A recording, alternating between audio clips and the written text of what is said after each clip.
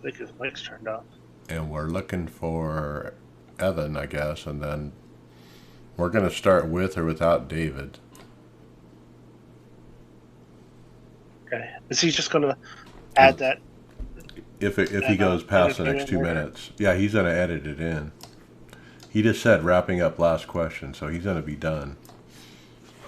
We'll Okay. wait for him. So he should have an idea how much time we need to account for that then.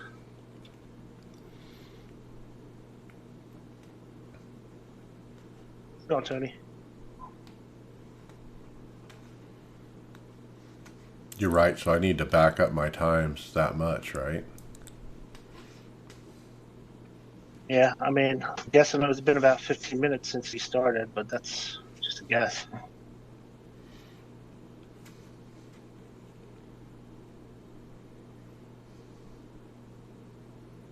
I don't know if it's a big deal if it goes over, but they liked it when it was closer to 2 hours. If it went over, it was like a problem because apparently they only switch stuff every hour or half hour.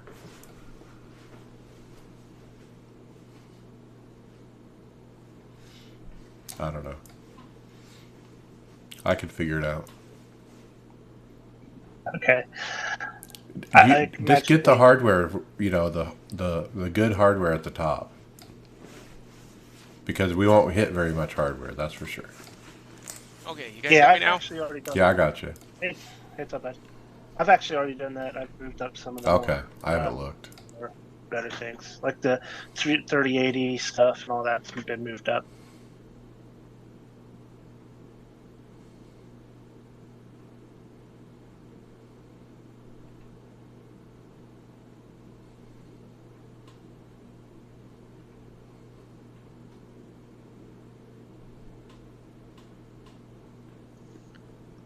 I was trying to do all this remotely, but TeamSpeak don't work too well on remote. It sounds okay though. Oh yeah, I had to download TeamSpeak on Lisa's computer. Everything else I can do remotely.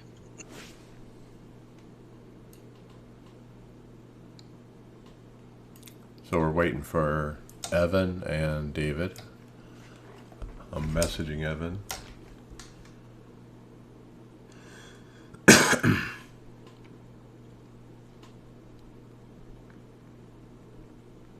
I may have to bail out a little early.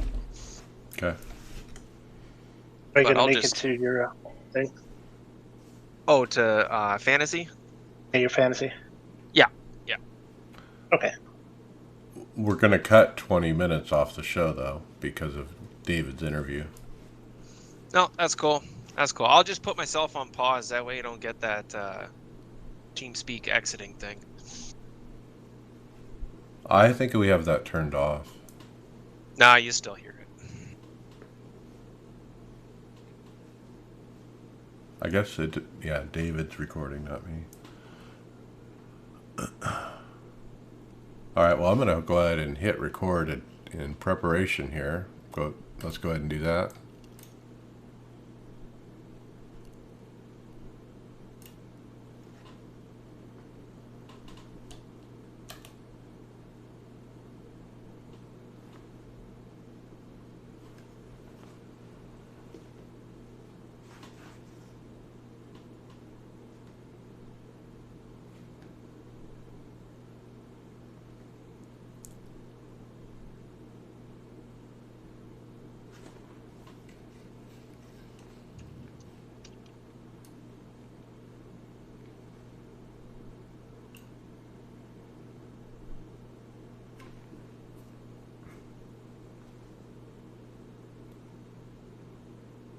Okay, so no Evan, so I guess we will start and we'll jump to stories and then we'll switch to Evan when he comes in. Ah, cool. You ready? Yeah, yeah. Interview went well. All right. And how much time should I cut? Um, if you want 15, it ran right at 15 minutes, but I think we can run it over and let PMN take something out if they need to. I can cut short. I mean, I'll just have to switch to hardware at the right time. switch. Yeah, cool. I'll cut it. Yeah, it was right at. And open it and double check. But it was right at 15 minutes, Okay. and yeah, and the silent stripping will pull it down a little too. Okay, I'll keep that in mind. All right, so I'm gonna go ahead and hit and go. Here we go. Welcome to the iRacers Lounge. I am your host, Mike Ellis. iRacers Lounge is a podcast for the iRacer, where we talk all things iRacing in a casual setting. Joining me are the usual characters: Brian McCubbin. Hey, fellas, how you doing this week? Hey, David Hall. Hello, hello. And Tony Groves. Good evening, gentlemen. All right, welcome everybody. It's going to be a crazy Talladega week. But before that, let's talk about our news topics. News topics are sponsored by Schoolyard Setups. Struggling to crawl into the top 10 in Road to Pro, always in the back of those Xfinity series, and can't find that extra tenth to compete for wins? Visit schoolyardsetups.com to get race-ready setups for the A, B, and C series each week. Enter referral code 207124 when you sign up to let them know you heard about it on the iRacers Lounge podcast. Don't get bullied around the racetrack again. Go to Schoolyard Setups 207124. Please use that. And with that, let's talk about a driving legend. Mario Andretti has been spotted on iRacing. Can you believe it?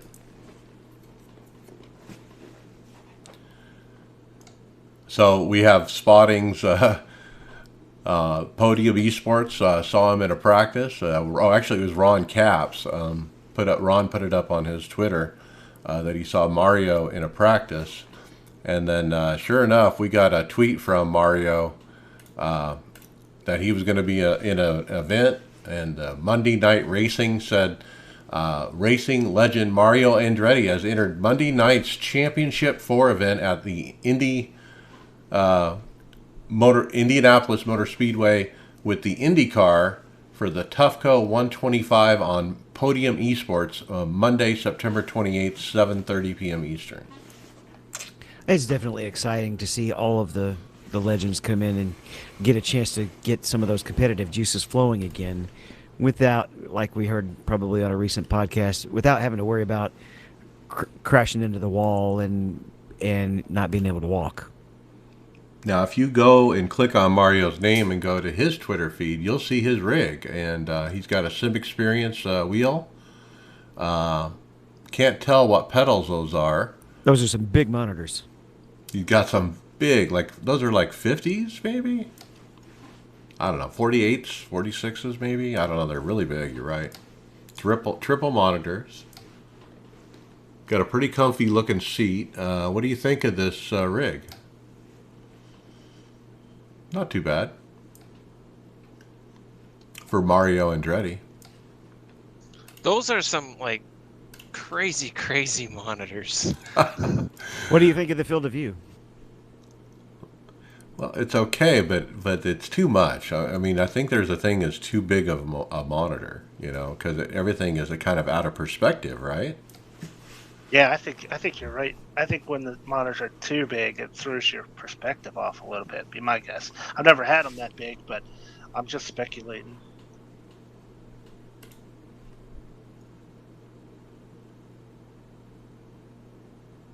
It would be interesting to see.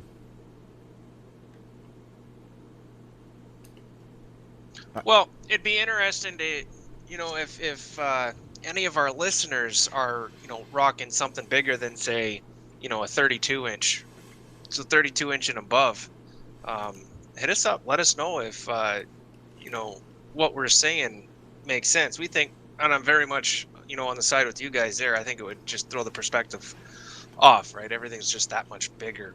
But I'd like to know from people that have those large triple setup monitors. Look, when I bought my triples, money wasn't an object. I was going to buy whatever was going to be best. And I did my research, because I always do my research, and 27 inch is the sweet spot. That's what I learned from the research, and that's what I got. And And I agree. I mean, I think how you tell is when you see that on screen steering wheel, and your steering wheel that's in your hand is approximately physically the same size. That's the right perspective. We've done some reviews and stuff of guys of rigs with those projection systems, and it's really big. Like that Cobra, that thing was huge. The screen on it, and I imagine that perspective takes a little while to get used to, if at all. But if you had, I wonder if you have that much extra screen space, couldn't you adjust?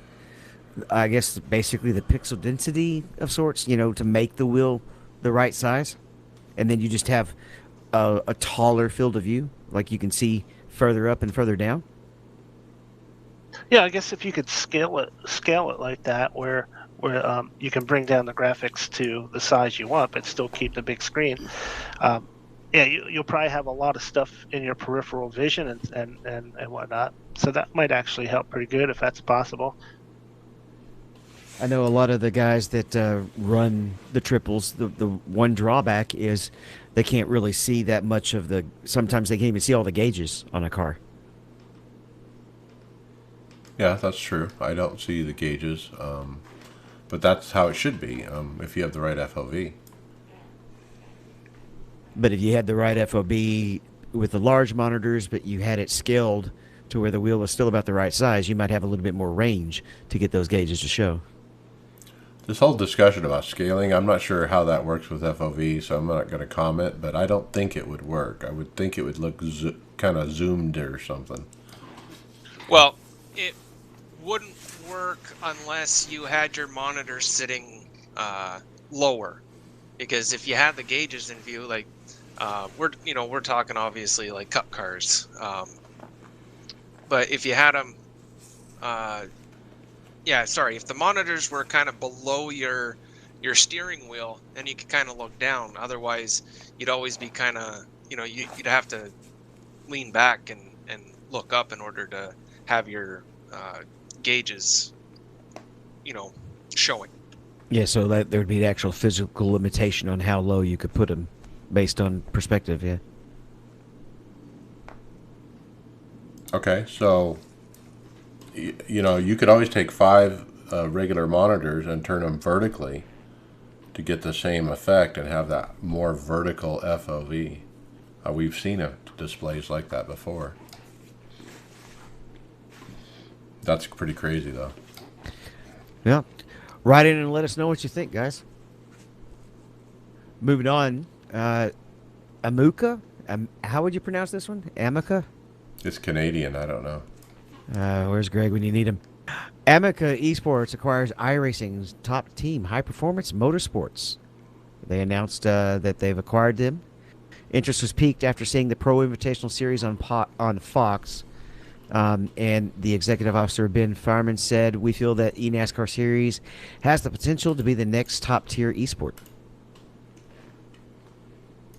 So this was interesting because High Performance Motorsports, I mean, they're involved in the Road to Pro and the Pro, and they've graduated some drivers into the Coke Series. So they're very well known, and I've talked with one of the main people over there, and Nick Morris before, and they got some good people, and I didn't know it was worth money though. I didn't know, if you're one of these proper iRacing teams, it's not a Coke team, necessarily, like Steve Letarte Esports. It's not Austin Dillon, Esports. It's a proper iRacing team, and they were worth money, and they actually traded money and between organizations to purchase into this deal. So that makes me wonder what value, what holds the value, what is the equity? Sponsorships and being able to sell those sponsorships has to be it, right? Right. Money talks. Just like the real thing, but like this is the first time that we've heard of money being exchanged. So now that the game has literally been changed, it's, I don't know, like, does this make this, like, it just makes it that much more, a legit thing.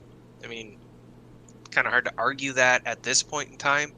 At the beginning of the year, I really think that kind of flipped the switch for all this, but this kind of takes it to the next level. Quote, it says in the article, the value is believed to be in the tens of thousands of dollars. And so High Performance Motorsports, is getting joined with this Amuka Esports. Now, Amuka Esports is some kind of Canadian esports thing that's already been established, and they're trying to get involved in iRacing. And how are they doing it? By basically buying this team. And it looks like Evan Pasoko, you just joined us. What do you know about High Performance Motorsports getting bought? My knowledge of it is relatively limited, and that's by design. Mainly because the directive, when we talk about, our coverage on the Coke side of things and just kind of in general, is my instructions, at least, are to only refer to the front end team names. Right. And that's obviously because they bought into the series. So I actually intentionally tried to not dig into the news too much so that I don't accidentally talk about, kind of all the actual teams behind the scenes, and we kind of just refer to those as partnerships. So I'm willfully ignorant in that category, but I have seen a lot of people tweeting about it, but I don't have any insights beyond what I think is public. Right. But it's neat to see that there's equity there, that people are spending money to get involved, get involved in these teams on the backside to get sponsorships sold, obviously, and those kind of things. Yeah, I mean, and I think that it's a relatively new thing. You guys mentioned actual money being exchanged, and 2 years ago when we got the teams, at least in the Coke side of things, that was basically a buy-in. That they're supporting the series, and they kind of use their audience and their reach to grow it. But that was, I think, more so, even though there was money exchange, that was more so to market, to kind of brand things, to use the platform that those teams or names or companies, whatever it was, had to promote it. This is more so they don't, it's not like, hey, we have a big following, we want to support this, so we'll get involved, kind of like a sponsorship almost. This is, they see actual monetary value in being involved in an organization like that. And I think that's awesome. You have that a lot in other esports. So I think it's been a matter of time coming. Yeah, congratulations, Nick Morse, on quite a pretty cool deal. So, Evan, thanks for joining us. Let's get to the Coke race. And boy, Talladega, and everyone, kind of has that thing from the past. They think Talladega, they think big wrecks and caution fest and all that. But boy, it wasn't really like that. Yeah, it was a pretty good race. And, I think that it could have gone that way. But, and we talked about this a lot on the broadcast, the season opener only had, it didn't have any yellows, but it did have a big wreck on the final lap. And the most recent trip to Daytona only had 4 yellows. Some of them was, a big mess. But these guys are really good, and I think that Talladega is substantially easier than Daytona just because they have so much room. So they can just cruise 3 wide and, drink QT in the middle of the race. In the case, I think that was Garrett Lowe, and not even stress about it. But within that race, which was relatively calm, I'll say, there was a lot going on with guys sagging back, trying to, wait till the end, obviously because of the major points implications. I think it was a little bit less crazy than I was expecting it to be. But maybe that just goes to show that these guys are really in control of, what they're doing on the track. Yeah, and a good story was Jimmy Mullis doing everything he could, to try to get in. And he got that extra point by leading lap 1. So it was fun to watch him throughout the day, slightly closing that gap that he had with Alfala. Yeah, and it was tough because that was the battle that we watched at the beginning, was, those two and Ray sitting, 32nd or whatever, just kind of chilling, and Jimmy up there battling for the race lead. And we talked, pre-race it actually last week at Vegas, kind of previewing this. is I would have almost rather have been in Jimmy's position than Ray's, because I feel a lot more nervous defending what I have than going after something and knowing I can leave it all on the line. And if I don't go above the cut line, I did my part. And that was the story for the first half of the race. And, we'll talk about it when we go through what happened in it. But of course, it turns out that Ray sags back. He gets back up into it. Jimmy really didn't look good on either of the pit cycles. And Steve did a good job of pointing this out, that he lost spots on both pit cycles. That would have put him out, because eventually on that second trip down to pit road and the green, Ray was able to get up in front of him. And that was kind of the last, bit where the point swung in the other direction. Obviously, come to find out, it was the issues with Logan Clampett getting involved in an incident that he actually goes 7th to 9th, and that's what opens up the spot for Jimmy Mullis. So we thought it was going to be Jimmy having to beat out Ray, and that bad luck for Logan Clampett's a really sour way for him to miss the postseason.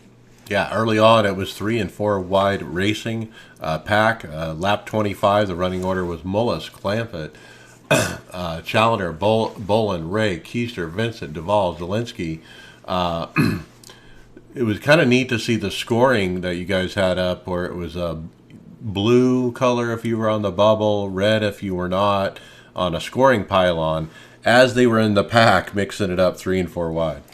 And I rely on, those kind of visual cues for me to keep track of everybody. And we thought about, maybe we should do one color for the guys that are bubble guys that are currently above it, one color for guys that are currently below it, but then live in the race, that wouldn't have been correct. So we just did that to give people an idea. And we said, realistically, it was down to 3-4 guys, guys like Vincent further down, and, they weren't really realistically in a spot to kind of make that jump. But I thought it was cool. My favorite thing is the live points. I know I hyped this up last week that we were going to be using it a lot, and I really enjoy watching that on NBC's coverage when they cover the playoffs. And it was great to see, well, not great if you're Logan, but, as Logan was in that incident and was limping around, you could see Mullis, -6, 5, 4, 3, 2. That happened in real time.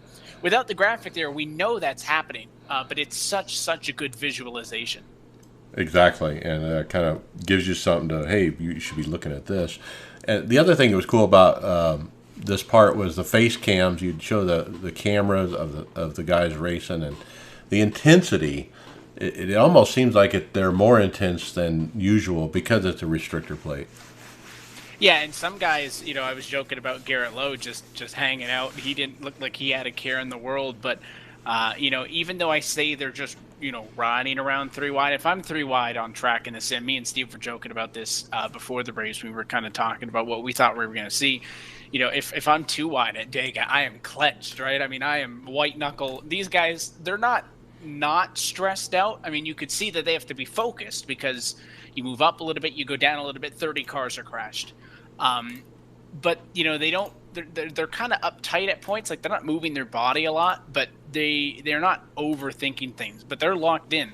And I think that those driver cams have been the coolest thing. We were at the point where, we had like a majority of the field, and I don't think Zoom could handle it. So now we're down to having kind of the main guys. So we'll have those driver cameras for all 8 of the playoff drivers when we go to the Roval, and that's going to be a plan for the rest of the playoffs.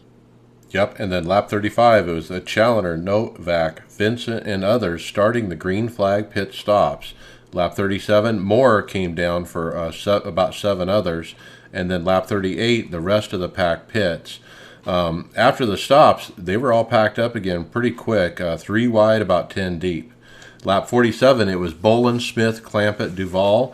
Still clean and green, starting to think about green flag stops again with 3:98 to go. At that point, it was 34 to go up front. It was Keister, Ray, Bolin, Duvall, Clampett, Zielinski, Mullis. And, so it was kind of getting crazy at that point. Yeah, and how about Colin Keister and Malik Ray running up front? I mean, that was great to see those guys up in the mix. And at this point in time, Clampett's still a top 5 car. He ran great all race. So with him being safe, Mullis at this point, his gap to Alfala was, I think, only like 4 points above him at this juncture. And it was looking good for both of those cars.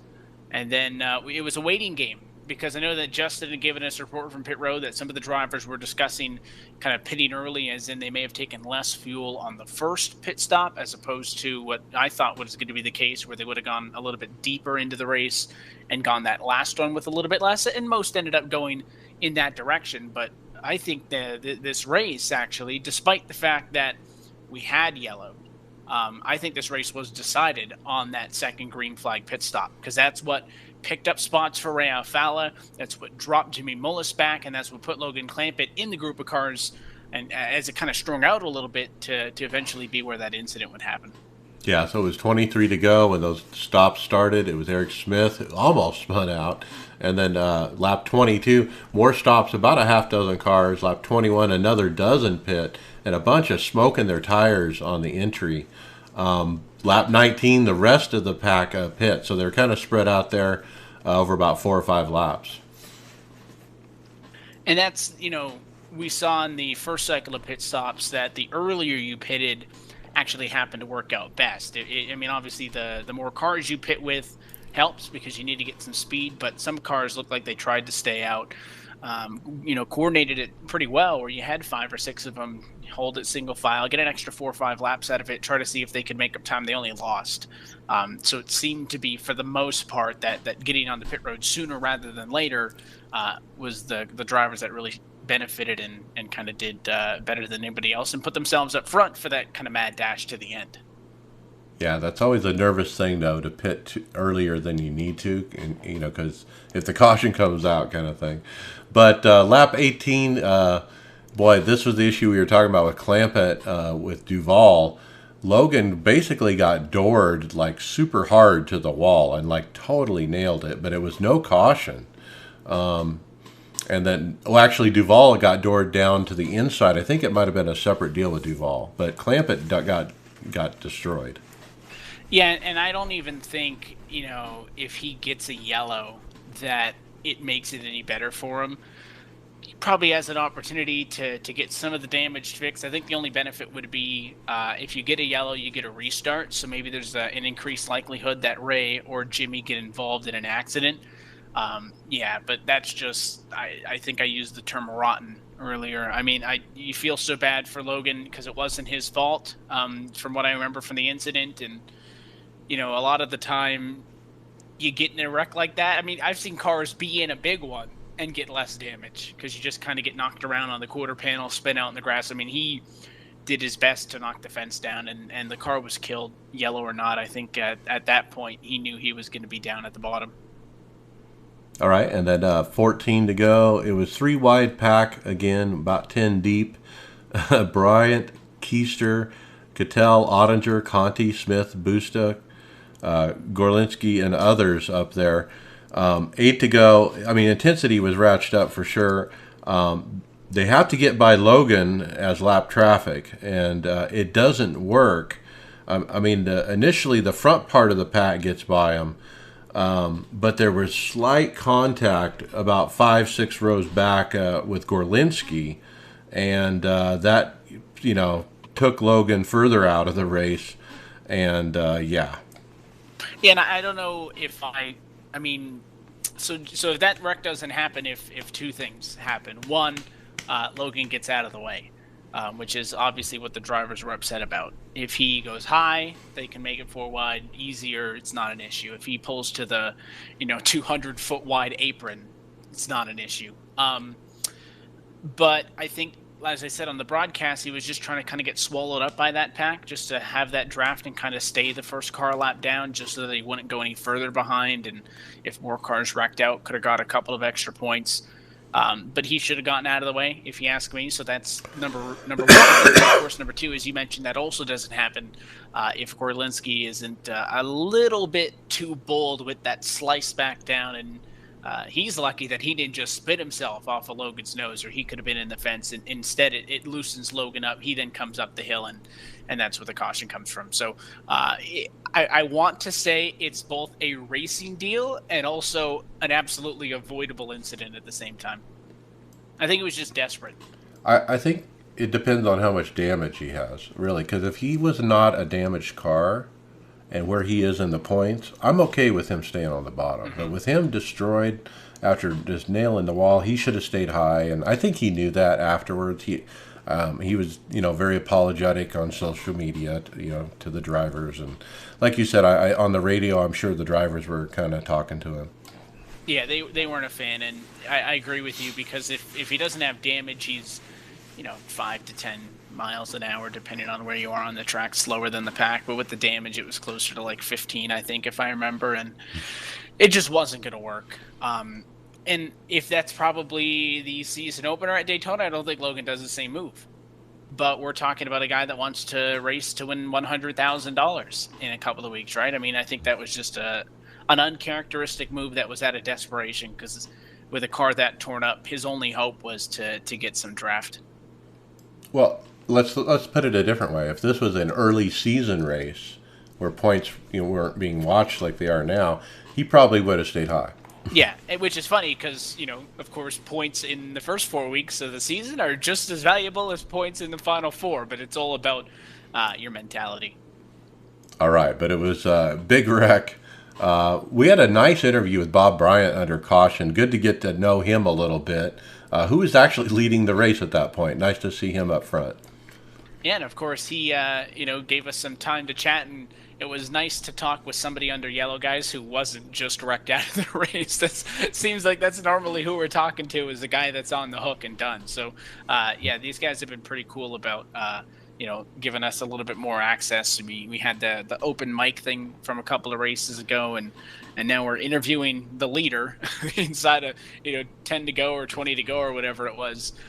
So kind of hats off to the guys for letting us bug them. I thought that it gives really good insight. Yeah, and for the restart, it was Bryant, Ottinger, Cattell up front. But, they packed up, and the outside lane was starting to organize for a 3 wide. It was 2 wide, about 4 deep. 2 to go. Bryant was still leading. It was Guest and Zielinski making hay on that top line, coming onto the white. But they didn't have enough. But Cattell actually did it. He won from the middle lane. As they were coming to the checker there, they wrecked from about 12th on back, coming to the line. It was because Busa actually blew up. Yeah, and it's funny because we talked about the engine temps. We're like, this is going to be a big thing tonight, and it kind of looked like we had more, at Vegas than we did at Talladega, but. There was like that split second where I think he knew it because he just started to pull out of line, and then boom, it popped. But Brandon Cattell gets the win. Boy, I mean, do you believe in momentum, after last week and then getting the win this week? Yeah, and it's funny because he mentioned this in his post race, that he tweeted that picture of the winner sticker and said, I got to wait a couple more weeks. And then after he gets the win, he says, just kidding, 7 days. And I'm always a fan to see first time winners. Cattell's had a couple of really good runs. He's also had a lot of races where he hasn't been where he wants to be. So he took advantage of this, and he really owes, I think, a lot of kudos, if you will, for that win to Eric Smith pushing him. And I guess that was something that those guys had agreed upon, that Eric told him I was going to push him all the way. And kind of unlikely for that middle lane to be better, because when everybody's hooked up, I would say the bottom's probably got an advantage because they're obviously the shortest way around that tri-oval. But then also the outside would be good because they're going to have the most momentum. So out of the 3 lanes, I would not have said, hey, I want to be the middle. But it works out for him, and he is the 53rd different winner all time in series history. All right, and well deserved. Congratulations to Brandon. Looking at points, Bobby Zielinski, like I said, he was on the front, on the outside lane there, coming to the checker. I mean, he's leading the points. He's looking good. Yeah, I think it's a tough break for Keegan Leahy, who came into the night with the points lead. I don't think we actually have any official regular season points championship. I know that's a thing in the Cup Series, but that would have been a cool stat to be the regular season champion.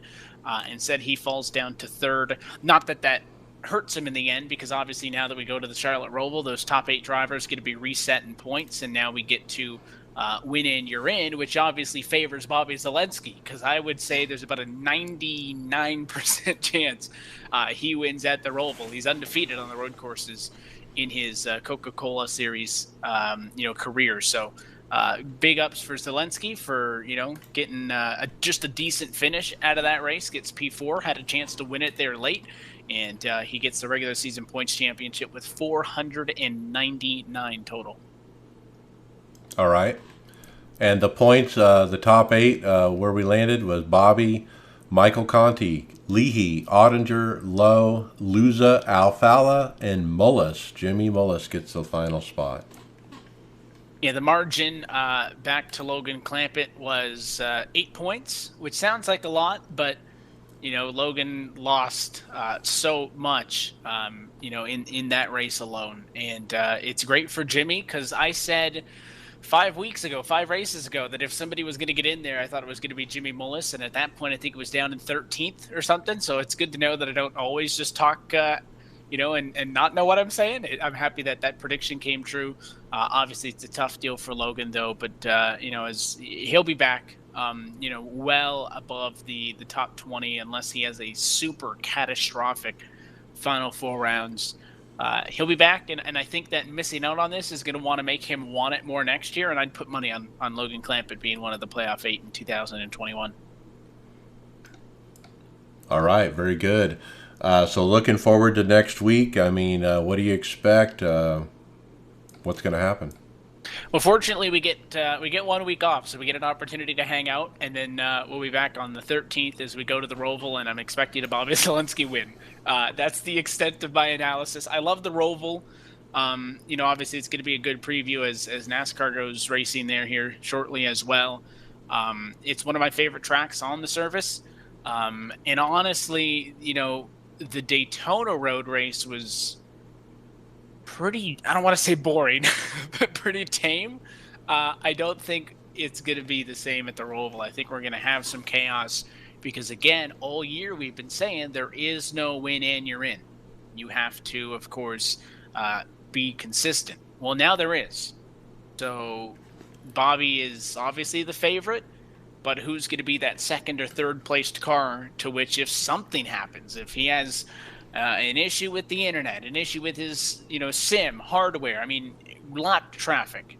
Because I think it is going to take something going wrong with Bobby, and it could come down to, hey, Zelensky misses his Q effort, right? I mean, there's so many different places you can make a mistake. Small mistake costs him a couple of hundredths of a second. He ends up mid-pack.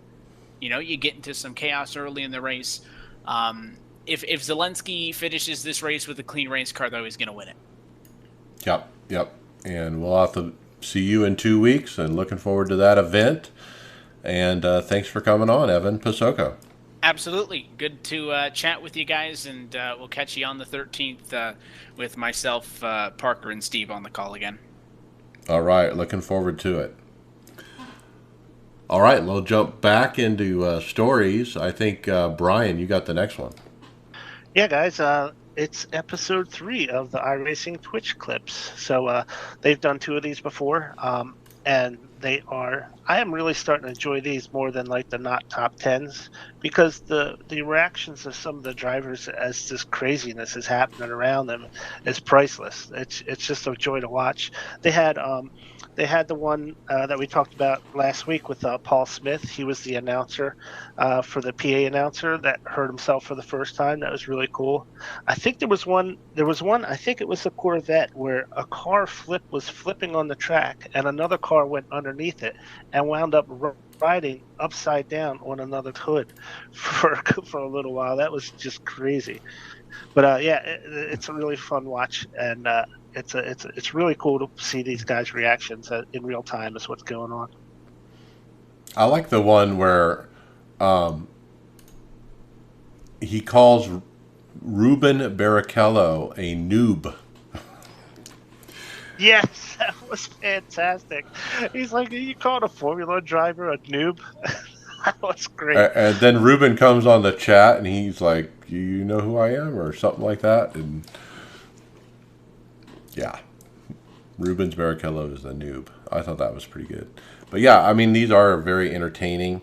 It's kind of neat to see the Twitch layouts that different people have, because it gives me ideas of, oh, maybe I should try something new.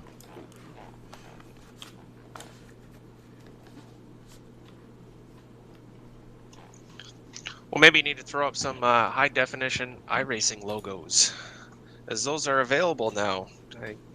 Right off the website, we get those, or you gotta go into the UI, download them. Anyways, they're downloadable. You get the series logos, as well as like your iRacing logos, all in high def. You can get them with text or without text, and throw them up for your banners, do whatever you want with them. But they gave them to us, for us, and as long as they're for any non-commercial applications, rock and roll. Yeah, pretty cool. I just downloaded the zip file. It's got PNGs and EPS files in it, and SVG. So take your pick. And I just opened up a PNG here. It looks pretty darn cool. When I first saw this, I thought it was just like logos for your iRacing cars, but no, this is like real logos you print out for yourself and put wherever you want when it's commercially acceptable, I guess. But yeah, that's pretty cool that they're sharing this kind of stuff with the community. I think this website's always been here. I don't think this is something new, but it's iRacing.com/resources/logos. Okay, the next website is frickin' cool. I couldn't believe this when I saw it. It's called iRacingTrophies.com. And you got to go there and type in your name. And when you do, it gives you a nice presentation on a website. It shows my profile picture and my name, and career wins 73, career poles 55, starts 2,642. And it shows me my 2020 trophies. Basically, third place or better, or fastest lap of the race. They have a trophy for that. And as I scroll down, there's a pole trophy. First win on a dirt oval was also this year. And it's kind of a neat presentation. And I can actually switch the year from 2020 to last year, or clear back to 2008 it goes. Now my first year I believe was 2012, and I went back there, and that's actually where I got most of my wins. It's the longest page. It has all the trophies, or most of my trophies of my 73 are on my first year. Yeah, it's a really cool site.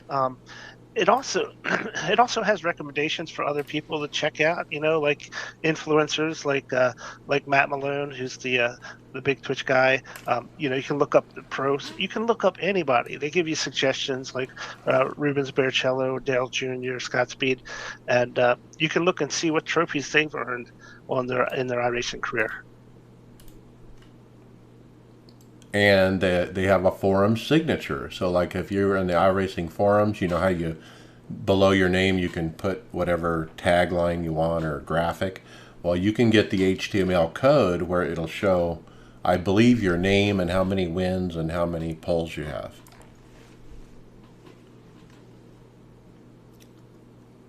And, and I saw this website, and it was actually brought up to our attention by Craig Lager from the UK on the forums. He said, I've always been disappointed with the lack of feedback from iRacing after you get a good result.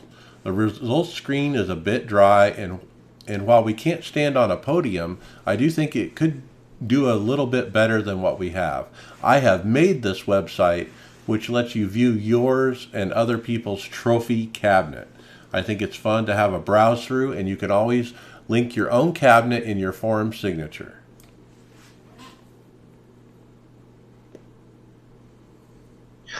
I wonder how he gets all this information. Is this done through iRacing, or is there? I mean, I don't know. Is there a way scraping to the access website? all this?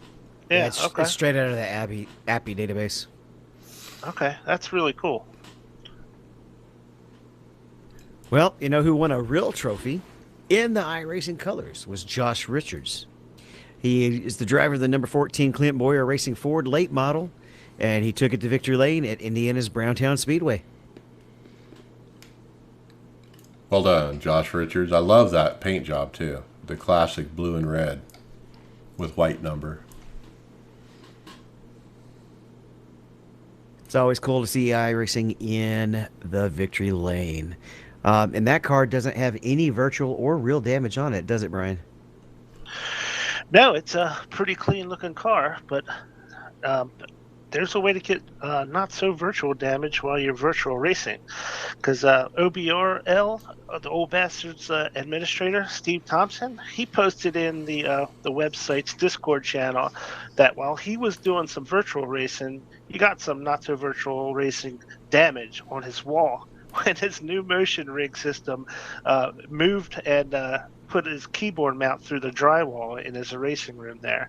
So that was pretty interesting. It's the first I've heard of like real world damage while virtual racing. But we were wondering as a group here, does anybody out there have any of their own stories that that caused damage or maybe injuries or anything like that while doing iRacing? So maybe you guys can get in contact with us at our email, which is iRacersLounge@gmail.com, and tell us if you have any crazy stories like that for yourself that we can share. We'll share them on the show. That'd be a lot of fun, I think. This is the craziest picture. I mean, it shows his keyboard tray and his keyboard, and then a big old hole in the drywall, and not just a small hole, like 4 or 5 inches across. I mean, that's a pretty major repair. He's going to have to install some safety barriers, help mount next time. Well, maybe just pull it away from the wall. That's what I would start with. Well, I guess you could do that. That's boring.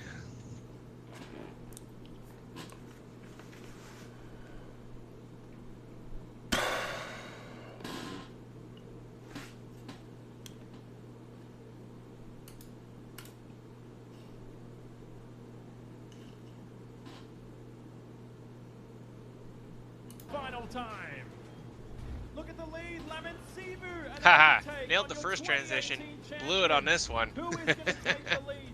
Albert's going for the victory. Next up, we got round 1 2020 IRX World Championships. Monday they had the first race. Yeah, I forgot that they were starting the season again so soon. Yeah. And we go green from Norway. Surprised, like I just totally flew right by my radar. Though I believe we were talking about this last week. Well, unfortunately, I didn't watch it. Greg did, and Greg was supposed to be here to review the race, and that's why it's in here. But he didn't make it today. From what he said in the group chat about the race, it was kind of moving people around kind of situations. Well, but that's kind of how rally goes, right? Well, that's just it, right? Like I think last year, like the first bunch of races where there's a lot of beating and banging, and then they kind of settled themselves down like the further along they went. And you know what? I may be totally wrong about this, but this is how I remember it. There's certainly a lot of door banging happening. I'm kind of just scanning through the video now, and they definitely make that pretty present. But I don't even. Who won? I don't even know. That's why we need Greg. Greg, come back. Okay, so I'm going to move on. I'm going to go into my regular weekly segment now. More questions on the iRacing UI. So riddle me this. While in the iRacing UI and looking at the grid for hosted events, how can I tell whether I'm looking at a practice or maybe a practice of qualifying in a race? And I started looking, and I'm like, I don't think you can tell. Again, maybe I'm blind and miss it. It's not the first time I've missed something in the UI. But, I like to go into hosted. I like to run hosted events.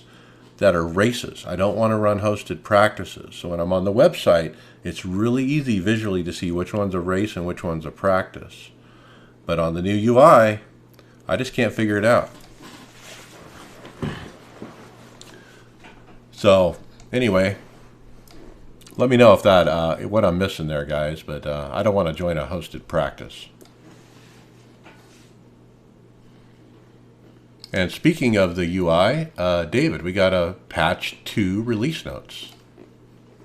Yep, it made a few changes to the classic member site, including the help and support button on the home page, actually opening a documents and tools page. Some changes to the way the purchase discount works. Something along the lines of they changed the way it's calculated. And it's automatically applied to your cart if you own more than 40 or more full price pieces. I guess, is the change that it used to be 30 or more, and they bumped the number up? I'm not sure. I thought it always did calculate, so I'm a little confused about what this is. Yeah, it doesn't really clarify what the change is. Yeah, I was gonna say I'm pretty sure it's always been 40 was the magic number. And then there's a lot of little small fixes to cameras, visual effects, rendering, support for Xbox One Elite controllers. In wireless mode has been added. Some small tweaks to the cars, things along the lines of new setups. And I guess we didn't add this to the script, did we? That they're adding a lot of new setups. Well, it's a later story, but okay. It is part of this release, I think, even though it doesn't detail it. Yeah, it just says that setups have been added, particularly for a lot of the oval races and the McLaren MP430. Well, let's talk about that now. So what they added was when you go into a fixed race in NASCAR anyway, A, B, or C, you're going to see 2 sets now to choose. You're going to have the normal tight fixed setup, but now you're going to have what they call an open setup that iRacing is providing during those races. That's my understanding. Or I thought they were just adding more setups to the default sets that are available. I guess that's what I'm trying to say. Right. I don't know that you can choose in a fixed race yet. Oh, I see. I see what you're saying. Yeah, I think these are going to be setups for open races where you'll have 2 sets available in an open race to pick from. Yeah. You know, the standard fixed and the new open setup that they call it. Oh, I see. He wouldn't come out and say it recently, but you know, Tanner McCullough has been one of the free sources of really good sets for quite a while, and he was picked up by iRacing just recently, and that is it's a pretty good supposition that he's probably the source of some of those setups. Okay, that kind of makes sense timing wise for sure.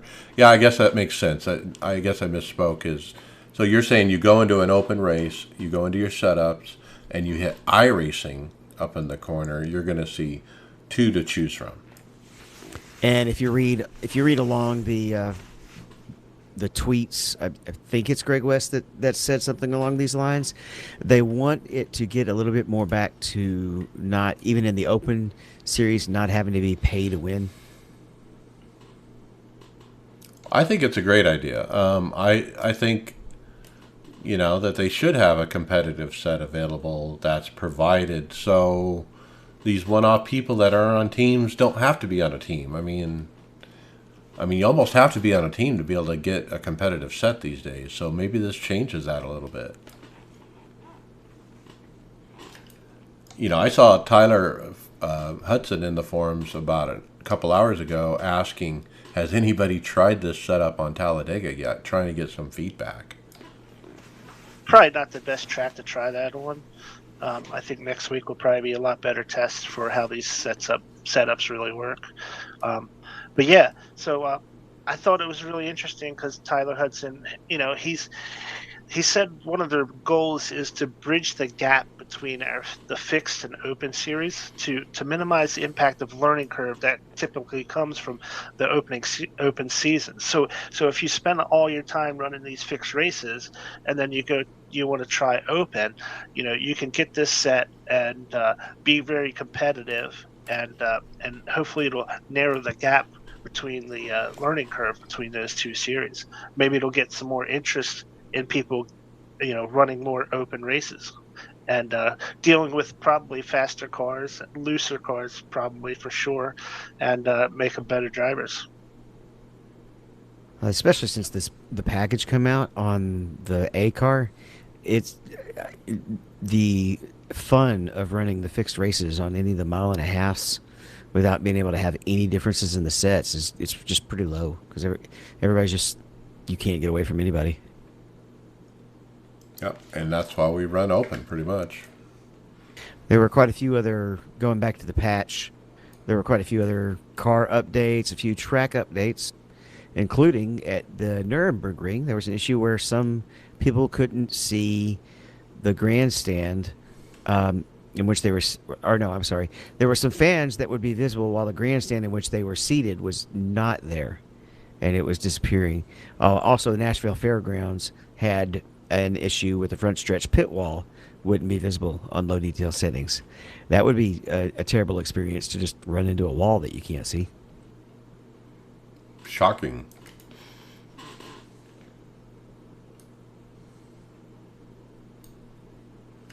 Well, how about we shock you a little bit more? For anybody that is kind of under a rock and haven't heard about the next year's schedule, Bristol Dirt at the spring race. That's pretty darn crazy. It was like 50 years since NASCAR's Premier Series is run on dirt, and we're gonna bring it in for 2021. And a points race. Yeah. That's. I mean, I am absolutely intrigued. I know there's,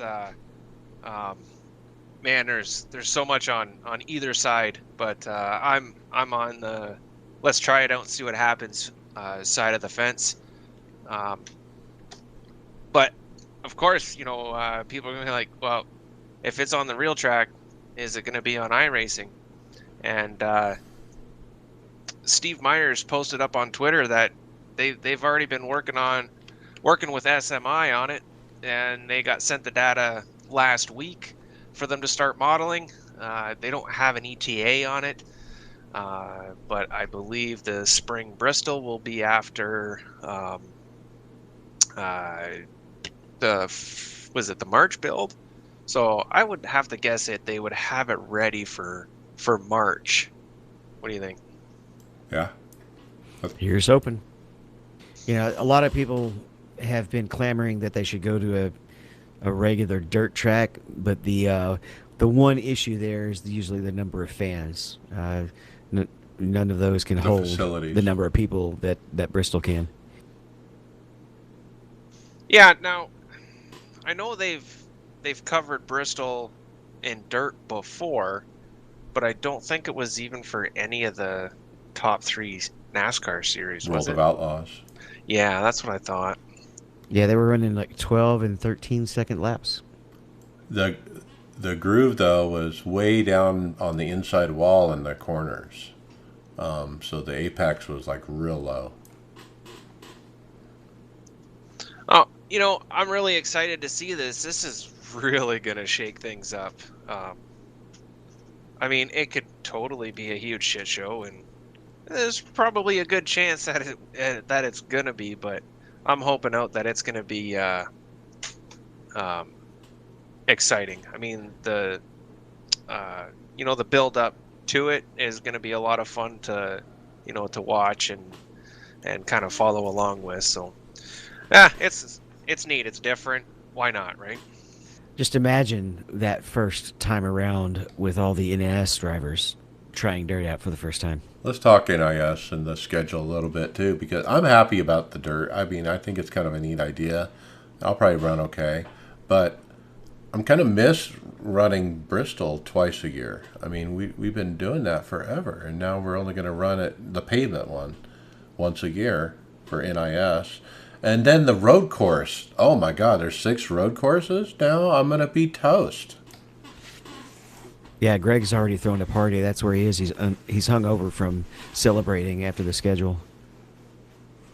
So that's going to hurt, the oval drivers like myself, because we're going to hurt on those weekends. We're going to do crappy, and but I guess that's how it goes, and I'll just roll with it. But kudos to NASCAR for mixing it up. They said they were going to mix it up, and they did. And I'm a little shocked that the dirt race is a points race, but hey, let's do it. And they're going to Nashville too, which is the track that just came out on iRacing last time. That's right. And then Chicago's gone. Kentucky's gone. And Atlanta, we go to twice now. Or no, Darlington. Darlington and Atlanta. Right. Yeah.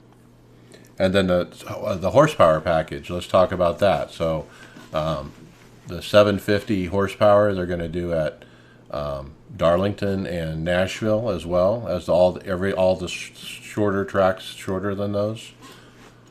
But also in that package, they're lowering the downforce quite a bit. They're taking the spoiler from 8 to 2.75 inch. They're going to redo the radiator pan so it doesn't produce downforce, and the spoiler is cut down to like a 1/4 inch on the front. What do you guys think of the package changes? When I heard they were pulling the downforce off the car, I was excited, to tell you the truth. Me too. Sorry, Brian. Now, is that just for those, races that they're switching shorter to ones? this? Yeah. Okay. So they're still going to have that big ass spoiler and all the other stuff, and On the 1.5s and bigger, yep. yeah, I'd be okay with like the low horsepower and still ditch the downforce stuff. Right. But you know what? We could chip away at it. I mean, we got a new car coming after next year anyways, so that changes the whole ball game. You know what? As a stopgap, yeah, it's good. At least they're changing stuff. Yeah, the best way to encourage passing is to actually have to get off the throttle. Right. I think you're gonna see a lot more races like the Xfinity cars do, and they typically put on better shows really than the Cup cars, and I think it's gonna be a lot more like the Xfinity now. Well, it is bringing us back to where we were in 2016 before all this nonsense with the, yeah. All right, let's keep going. There's a post in the forums from Ian Gibson saying all the PA announcers sound American, and even when you're at other tracks in other countries. And staffer David Tucker actually responded that the announcer is Australian, and they've been trying to get local voice talent to make environmental sounds more authentic. Yeah, they said that they had a French announcer that is in the queue for coming out. So For that'll Le be Mans. cool. Yeah, but He I think that's probably do makes a Spa good as point. well. I think that's a good point. That they're having drivers or tracks in different European countries and having an American announcer. It just probably sounds kind of weird. And I know they want to get these ambient sounds to get as authentic as possible. They did say they're having a little trouble getting local talent to do this. So I think it's probably just a matter of time before they get it done. It's interesting on the ambient sounds. We've spoken about how it sounds like Charlie Brown sounds, but there was a couple times when I was just sitting in the garage that I could actually make out some of our podcasting colleagues' voices and actually understand the words they were saying. With the engine off, if you're just sitting there listening. Mm-hmm. Yeah, you could hear Greg West and Kevin out there.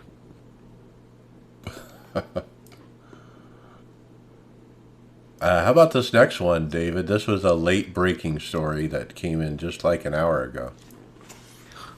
There's a charity at SEC National, and they're putting out an iRacing package that's for oxygen. And you're going to get a WR1 chassis from or designed by Junior Motorsports, and you're going to get a chance to race with Chase Briscoe. They call it a one-of-a-kind iRacing package. Wow, the current bid, $5,000. There's still 5 days left to bid. Pretty neat deal. I don't know. Is that cockpit worth $5,000? Well, anytime you're paying for a charity, you're paying part of it to the charity, right? Also, you get to actually have some time hanging out with a top driver, so that adds to the value.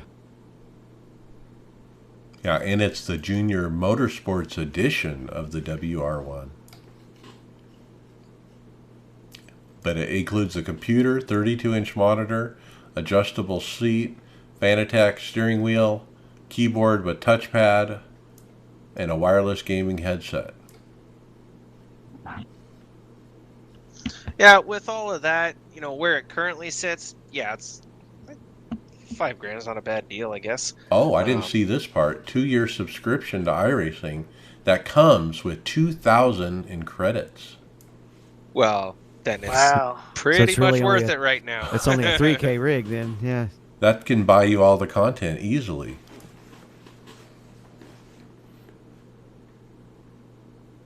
Imagine if you're one of those who basically already has almost all the content, and you buy this. Well, Speedway Children's Charities is the charity, and how do you find this? Well, go find Steve Myers on Twitter. He twittered the link to it. You can also go to our show notes, and we've got a link right to the tweet. Yep.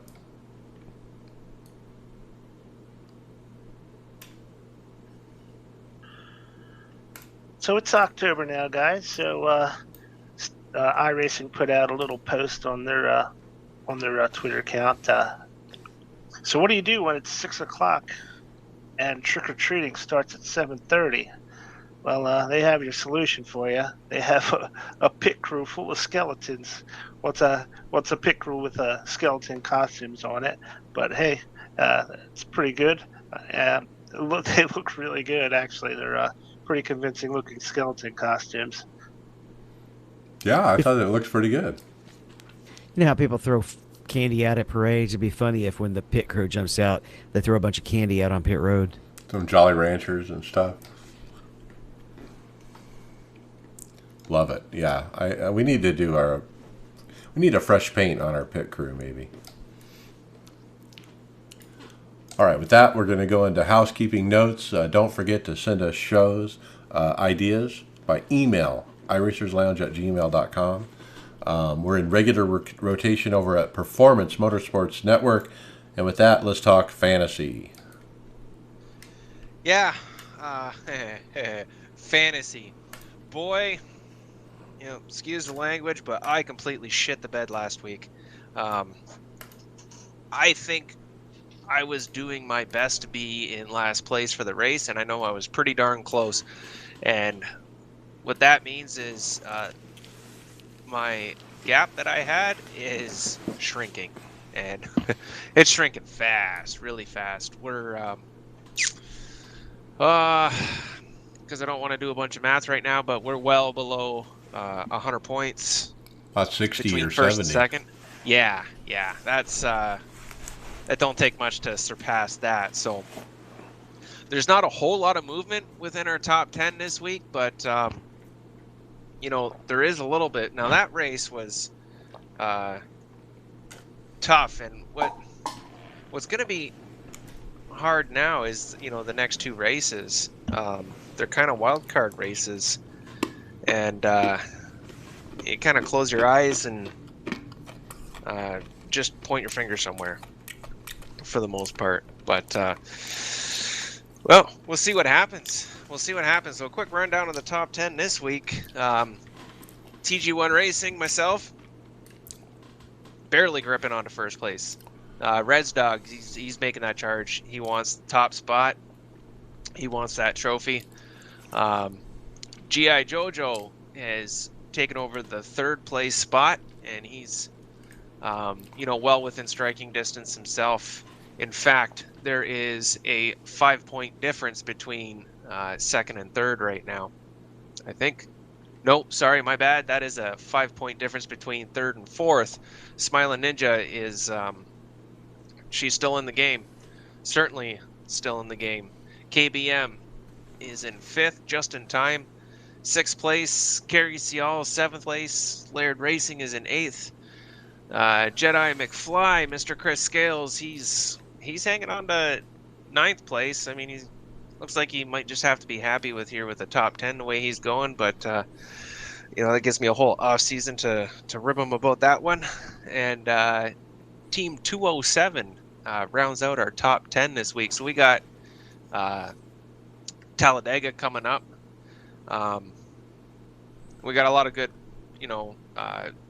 plate racers that are still in the playoffs, which, begs the question is do you play them? Do you roll that dice with your, your big playoff guys? Guys like Denny Hamlin, Joey Logano. Those would be the top two that I would be thinking about rolling the dice with. But do you use them now? Do you save them for, a little deeper in? I mean, we have those thoughts every plate track, but yeah, this one's a big one. And then, but hey, you got to get your picks in to make them count. So don't forget to get your picks in this weekend. And let's see what kind of leaderboard we got next week. All right, we're getting down to it, man. It's fall. Summer's over. And with that, let's jump into hardware software. I'll start out with the RTX 3080 launch.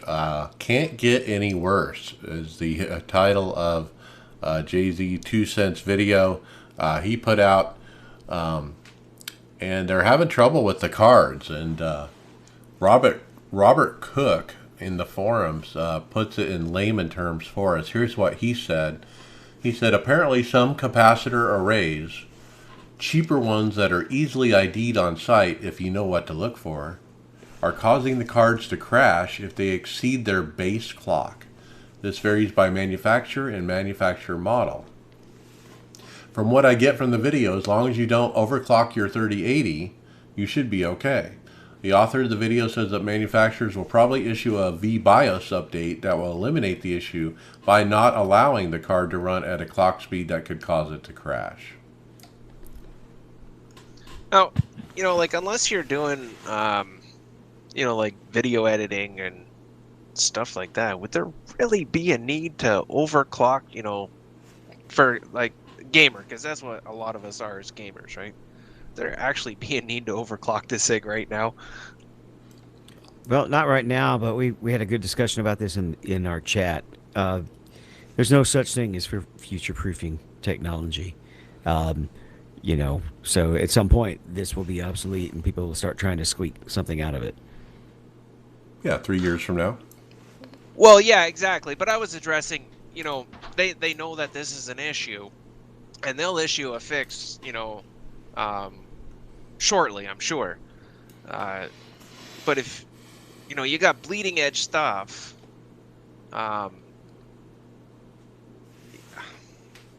yeah, that's why I'm asking that, right? Like, I don't think there's not a whole lot out there that can really touch that game-wise or sim-wise. There again, I could just be speaking out my butt. I may not even realize that, this thing is needed for stuff, but kind of seems a little gratuitous to try and, overclock the hell out of it. Well, I actually have a former student whose doctoral thesis was in turning GPUs into CPUs, essentially, because they work just a little bit differently. So I could think of they use those in a lot of mainframes that run the big scientific simulations. Yeah, well, not just that, like, doing simulations of the universe and dark matter and all that kind of stuff. They will, they'll use this equipment on their mainframes, not just the CPUs, but GPUs, to do those simulations. So that they could probably push those to the limit. Yeah. No, and stuff like that I could certainly understand. But then, you wouldn't get like a 380, you'd get a 390. But I kind of think just for the regular person that just, wants the bleeding edge stuff to run their games, more or less just to be like, hey, look what I got type thing. Because I still, for a regular person not doing, crazy simulation stuff like that, or, major video editing and stuff, I really don't see it, pushing a card to its absolute max out of the box.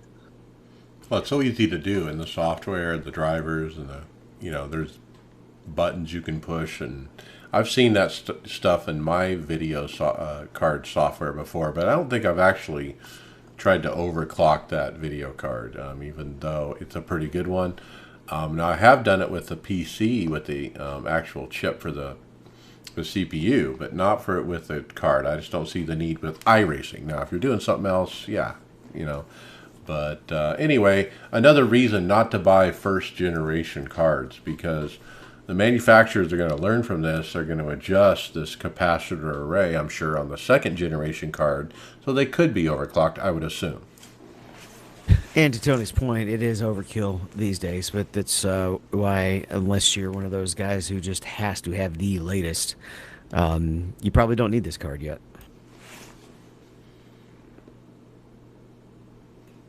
Something you might not need but might love to get is this new GTX from Cube Controls. Why, what a beauty. It's running for just a little over 1,300 euros, and yeah, it's especially if you don't run VR, so you like having gauges right there on your wheel. It's got gauges. It's got all kinds of pretty buttons.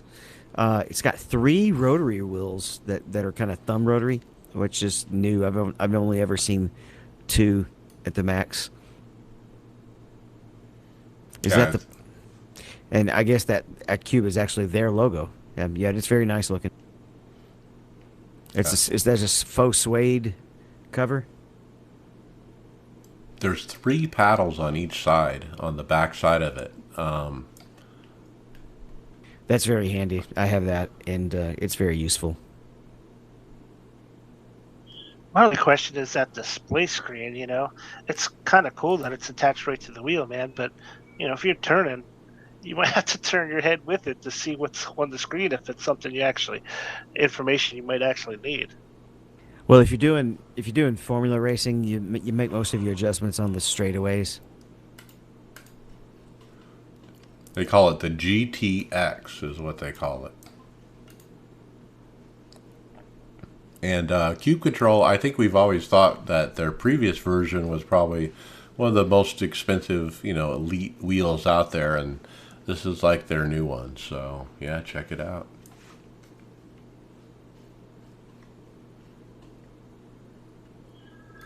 So we got another product coming out. This is from Derek Spears Designs. They want to let you guys know that if you're interested, they have finally released their P310 Bluetooth wheel module. So it's actually a button module that goes on your wheel and gives you options to have buttons without any wires, adding it to a wheel that otherwise does not have those. It's pretty cool because it's even got shifter paddles on it. It works with the hex 7mm hex pattern wheels. So yeah, it's I have Derek Spears Designs equipment for my side panels on my Fanatec, and their stuff is top notch quality. So yeah, and I think the Bluetooth aspect of it is really going to help quite a bit for somebody who needs buttons and have been hesitant to get them because of the wire issues. Now, what base can we put this on? I'll have to figure that out, but I assume it's Simucube too because he sells those as well. And it's $389 US. And after the trouble I've had with my Fanatec universal rim hub, boy, this thing's looking pretty. Yeah, I think, Mike, you'd be able to just attach your rim directly to this. I think it's a standard pattern that that Fanatec uses, if I'm not mistaken. Right, but will it fit on the DD1? Correct, that could be the issue. I know they make some adapters, but then you're buying more stuff to make this work, I guess. Yeah, check it out. Pretty cool Bluetooth, so you don't have to have the cord. For you Formula drivers out there, we have the rig that claims that it is the closest thing to the real Formula One position that you can get in a simulator. It's actually put out by Telios, And it's been designed for. It's an MK8 sim rig that's been designed for Charles Leclerc. There's not much on their website right now. It's under construction, but we do have a couple of Instagram posts here, and it's pretty neat looking. Definitely heavy duty casing on the other side. I'm not sure what the purpose of that is. Too. I don't know if you can do triples if it's even set up that way. Oh yeah, I guess you can do the triples, but it's got a huge overhang on the back side or the front side. It's very odd. Like you said, this capsule that it's kind of the front side of it's all enclosed, I guess you should say. So I guess it's to keep it dark, but I guess it's to make it look really sharp from the outside. When you're just looking at it, it just doesn't look like your normal rig because it's got this sleek design, cover over the front part of it. But what is the purpose of it? Does it, help you race? I don't think it does. Yeah, definitely slanted to match the seating position. I don't know how it's that much of a challenge to get the right seating position. I don't know how you could make that particular claim because we're just talking about a few angles, but don't have a price that I could find. No, they're just trying to hype it. It won't be cheap though. Does that hood design house a fourth up top monitor? Yeah, there's one hiding up there. Okay, yeah, that's what I thought. So maybe that's part of the reason why they have that extended hood that wraps across the top of the steering wheel. Maybe that's the whole idea of the hood is, like you said, let's hide all the monitors. I don't want to see monitors unless you're, sitting in the seat. Right, because if it has triples, you can't even see the left-hand monitor on the screen I'm looking at. Yeah, the hood covers all that. Yeah. Yeah, not a fan. All right, next up we have an awesome wheelchair accessible racing simulator. Wheelchair Mafia posted on their Facebook page this awesome sim rig, and this thing is pretty cool. It's got this handle that she can grab, and it manipulates the pedals with this lever thing that she's got. She just kind of pushes it forward, and then it pushes down on the pedals accordingly. It's a pretty unique design.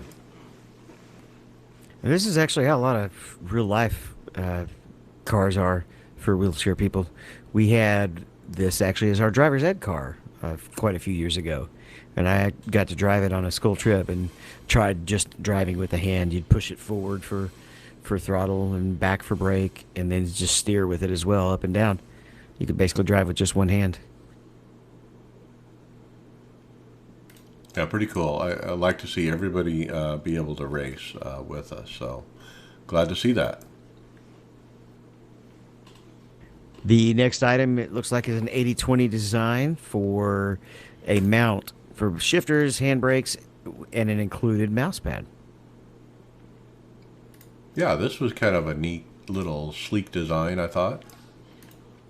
Yeah, most companies, the mouse pads are separate, and they can run you quite a bit of money if you're buying them separate. This looks like it would mount to just about any 80/20 rig, and house both your handbrake and the mouse pad, and save you from buying multiple things for the same issue.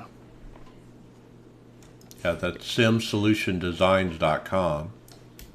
And it's just different. It's different mounts that come. The 80/20 piece is just a sample piece because you're going to already have your full your 80/20 piece that your shifter's attached to. So it's just some nice accessories. And they have some really nice 80/20 rigs. We've talked about those before already too. But don't forget to check out their 80/20. The basic one is $950. The rates are a little higher than I've seen elsewhere, but the accessory stuff I love. They have a butt kicker mount for $25 that mounts to 80/20, the keyboard mount, and then the shifter mount with mouse pad. That's $105.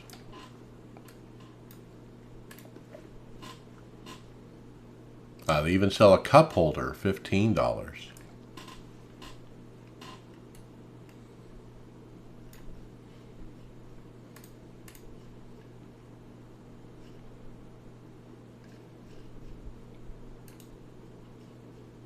So, guys, we mentioned a couple weeks ago that Barry Rowland had posted on Instagram that he was testing out the new Motion House 4UN motion system for his rig.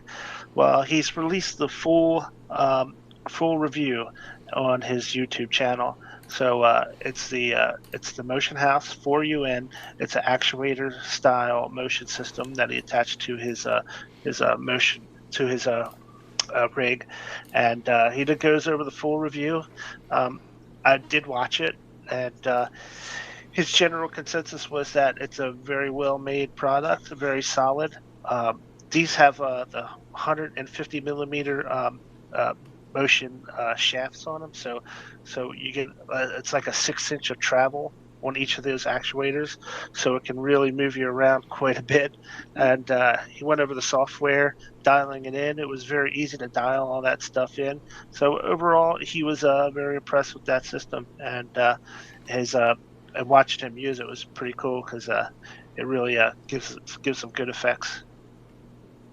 What a great product! I mean, it's got the four, corners for movement, and it's got this big control box, where the power supply and everything is, and where you plug all the cables in, and a nice little setup. $5,400.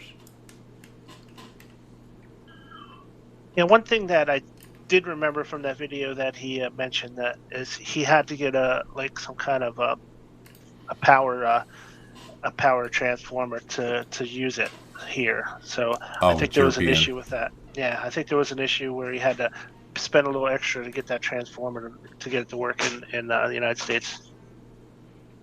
But compared to some of his other D-Box style motion rig reviews, what struck me about this one, Brian, is the travel. Like you said, it's got more travel than most of them. Yeah, that's 6 inch of travel. When he was setting it up, you go through the different rolls and pitches and stuff. And he felt like he was falling out of the chair. He said, because it had such a long travel to those actuators. I mean, not a bad price either. I think for buying, a package out of the box. Now, I'm a little disappointed it doesn't have U.S. power, but I guess you could work around it. So next we have a wheel post with an Instagram post, and this was kind of interesting. It's a nice looking sports car wheel, GT8